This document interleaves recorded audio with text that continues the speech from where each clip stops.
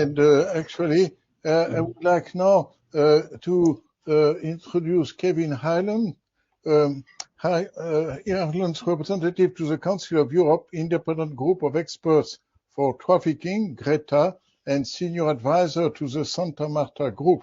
Kevin, we thank you for being with us today, and you have the floor. Good evening, Michel, and thank you for hosting this event again, and a continuation from last week's. And to the two previous speakers and those that are coming after me, thank you for being part of this panel. I want to draw on what Her Excellency said at the first speech was, we're 20 years on with a protocol, and the problem is implementation. And on that point, I couldn't agree more. The fact that we are well in the route to having this rules and regulations, or this governance, or this process, yet the problem is getting bigger and we're getting more tied up in challenges. And if we look at it, as I said last week, we're talking about 40 million people around the world, and this is kind of estimates. These are well established figures that do have evidence behind them, but we don't know is the short of it.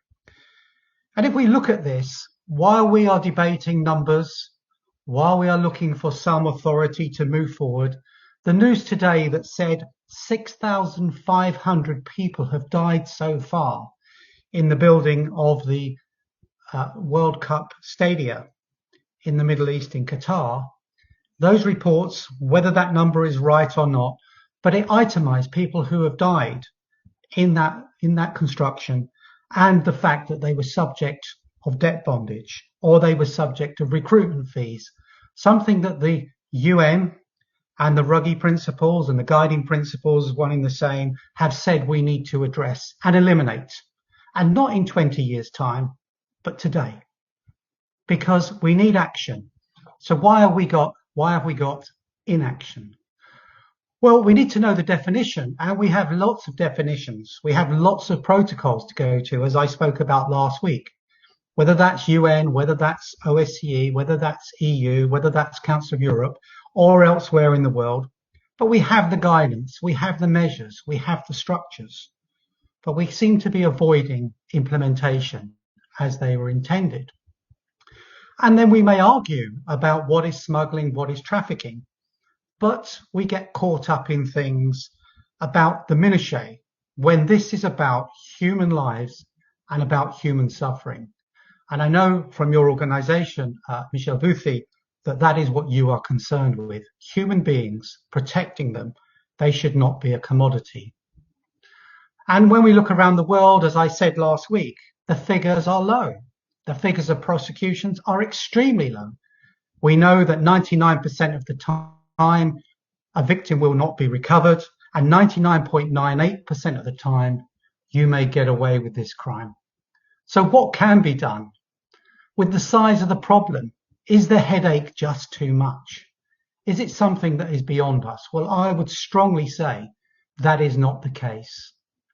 But what we have at the moment is we're all there, I think sometimes, watching the flooding come from the ceiling, and nobody is running upstairs and turning the tap off so the bath stops flooding. We need to start looking at this as a problem, which is a global problem, but there's responsibility at all different levels. There's responsibility with governments, there's responsibility at unilateral levels, there's responsibility from business, there's responsibility from communities, there's responsibility from statutory agencies, and there's responsibilities and great potential with civil society, because all of those that I said before are accountable in some ways to the public, civil society. And as we know, in some parts of the world, that will be more so than others. But we have democracy, and democracy says that we actually ask and mandate what governments should do. So if we look at the challenges, well, as I said, the size of the problem, the complexity of it, and we can make it as complex or as simple as we like. That doesn't mean that it is simple, but we need to look at what part we can do. We also need to look at vested interest. Why is it, as I just said, in Qatar, there's 6,500 people who have died in that construction industry, when if you look at Brazil, with the building of the Olympic Stadium, there was 11 people died. And in the UK, there were a small amount in the building of the stadia, if any, during the World Cup, during the Olympics there. So it's planning, it's processes, it's accountability, how we view people. But that should not be after. That should be beforehand in prevention. But when we are deciding what can we do, what can be done, we need to look at our competence. We need to look at our skills. We need to look at our capacity, and we need to be transparent. We call for transparency in supply chains, but very often responses to human trafficking and modern slavery in themselves aren't transparent. They're competitive. And until we actually deal with these 4 areas of, have I got the skills to do what I'm doing? Am I competent? Is my organization competent? What capacity have we got? And are we transparent? Because as I said last week, we need to make sure law enforcement and the police and the agencies and the criminal justice system are doing their part. We need to make sure health is doing its part, education, and all the other sectors, transport, governments, and civil society, in a number of ways, creating that accountability that I talk about, but also playing their part, as they are the people in the community. They are the people who can reach out. But understanding where we fit in this 4-point plan. But I want to talk about, as I did last week, the realities of this, which I've seen firsthand. The fact that we do have children in mines, and they are dying. Children are dying. We don't know how many children die a year in these tragedies. There's estimates as many as 22,000 from the ILO. But we don't know how many adults die. And we do know that millions and millions of lives are destroyed. And yet we stand and we watch and we prevaricate. We need to move to action. And then if we look at things where, as I said last week, we have supply chains that are complex, that are supplying into government procurement or many other ways that are tainted and funded by trafficking and exploitation. We need to call that to account. And all the commitments that are there, we need to understand them and start asking people, what is it that is done to achieve that? The G20 has committed to it. What does that mean? We can all ask that of our elected people. We can all ask that, and we can all play our role, which I will go on to in a second.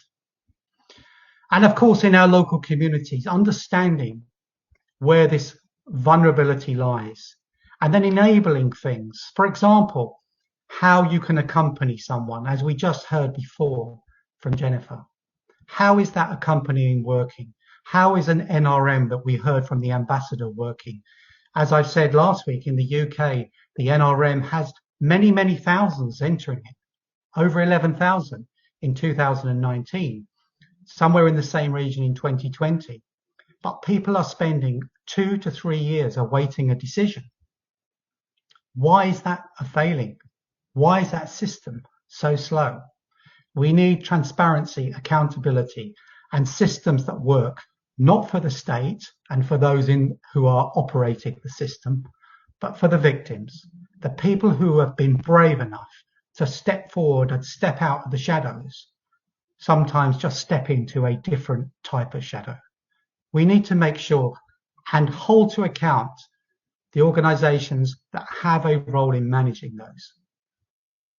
That doesn't mean they're always doing it deliberately wrong. Sometimes they might not just see that the problem they're creating, and perhaps we can be an assistance in things like accompaniment, in things like civil society, and things like getting to know the victims in their environment so that we can give them preventative advice and pathways to recovery.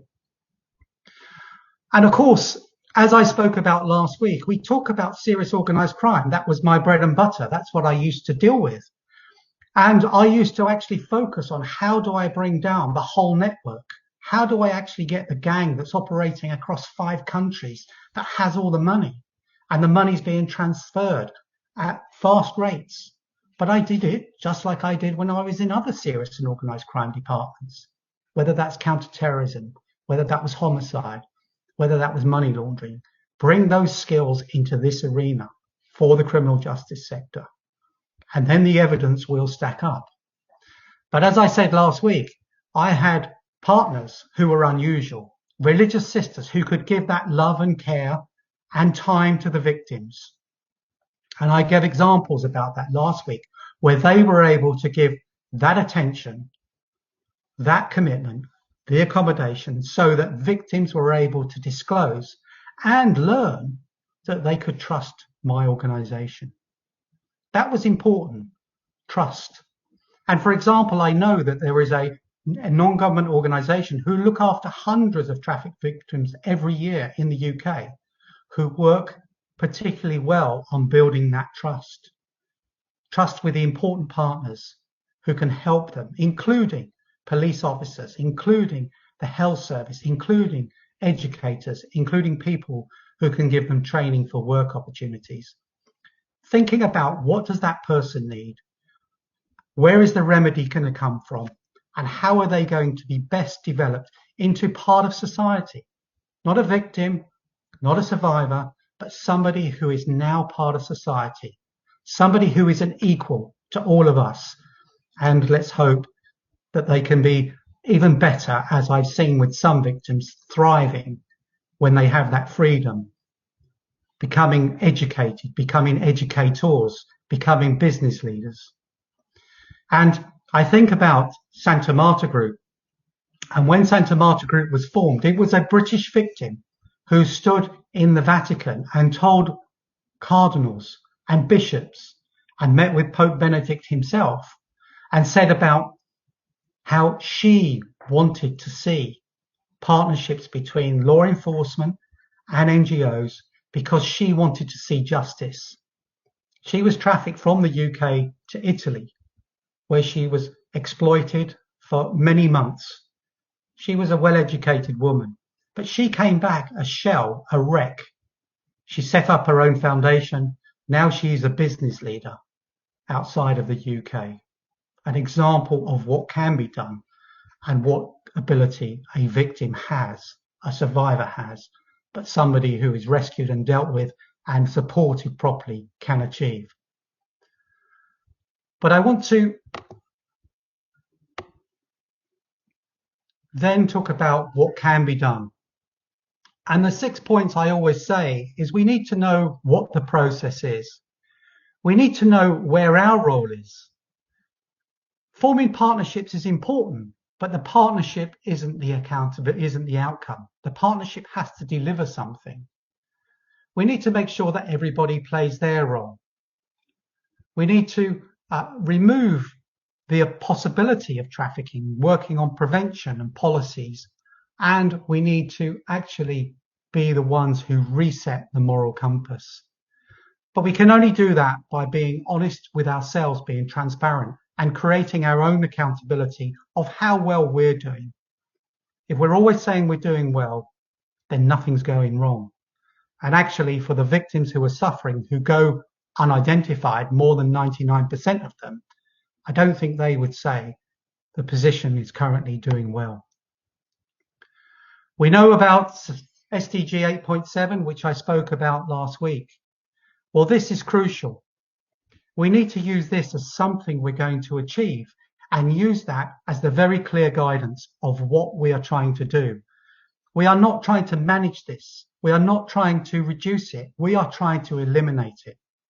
And that may sound hard, but when I hear people talking about climate, yes, there may be a pathway, but they want to get to zero carbon emissions. They have a very clear mandate. They have a very clear mission. Ours needs to be equally as clear. We need to make sure that this is eradicated. And why we currently accept, as we heard earlier, the tolerance that businesses can operate, and they have to work over a period of years before they can get rid of this. This is like saying with domestic violence, we're going to work on the offender and say to them, if we can get you down from assaulting your victim from 5 days a week to 3, and then 5 days a month, and in a year or two, perhaps a few times a year, we wouldn't tolerate that on the abuse of domestic violence. So we need to be the same with modern slavery and human trafficking. When we accept that zero tolerance is actually where we need to go, it may take a long while to get there, it may be a difficult path, but we need to say it's unacceptable. We keep talking about it, and then I see policies and processes and procedures that almost justify it to a degree, because it's going to take years and years. Well, it may take years and years, but we don't justify it now. We need to be clear. We're aiming for eradication. I talk about the Santa Marta group, as you've heard, because that came from a small church hall meeting in the north of London, and now has representation around the world, from South America, Australia, Southeast Asia, and across Europe. It came from very small seed, and it's still growing. It's reinventing itself. It's trying to look for new ways. But one of the things that the Cardinal and the Pope have always said is this is about human beings. The Pope called this a wound on the body of Christ. Now, whether you are Catholic, religious, or someone of faith, he was talking to people of goodwill, of all backgrounds, that we cannot tolerate this, because this is such a violation in somebody's human rights that it rips their soul out and destroys them. And as I've said, we need multiple actors doing something, not just talking, not just writing policies, but every day operating on prevention. Prevention is the main thing. Businesses who are making billions can't then wait for aid budgets to help them to deliver a change. They need to invest their profits. Shareholders need to say, I don't want to be investing my money that's going to end up in exploitation. We need to make sure that when we're buying goods, that we're saying to our governments, your procurement needs to be free of slavery. It's our taxpayers' money. And when we're purchasing, it will be impossible to check every product. So we need the responsibility to be with businesses, to make sure what they deliver to us is slavery free. Just like the food on the counters that we go to has to be hygienic. I don't want it to be tainted with slavery, just like I don't want it to be tainted with some other form of disease. And we need to speak about it like this to make sure that people understand how intolerant we are of existence and how determined we are to get rid of it from this earth. I spoke again last week about the 6 plans that I've got, which is around government procurement, around tainted money. Nobody should be allowed to profit from this, even if it's unwittingly or willful blindness. We need to look at new ways of making sure that legislation is in place to take the profits, not the capital, but the profits where modern slavery has generated money for someone. We also need to make sure the internet is free of modern slavery and exploitation of any kind. We need the international instruments operating in a way that is effective, and the UN and multilateral bodies playing their role. But most of all, and this is where civil society and activism and a group of people can make a difference, we need to reset the moral compass. And who is somebody who can prove that? Well, not everything has to be about authority. And it was Nelson Mandela who said, a leader who relies on authority to solve problems is bound to come to grief. Well, we don't have to wait for that authority from somewhere. We don't need Palermo Protocolls. We don't need policies. We are people who do not believe in the commodification of anybody in the way that human trafficking manifests itself 40 million times around the world today. So if we're not talking out about it, if we're not solid in our beliefs, if we are not determined, and if we are not actually looking for abolition, the question I will ask, who is? So it's up to us to take that step, to make that stance, if we want to achieve the 2030 agenda on the eradication of human trafficking and modern slavery We need to say that the battle and the progress starts today, not that it waits till another conference in 6 months' time or a policy. We need to start this today, because it would be good if we could tell people that it's finished by 2030. Thank you very much.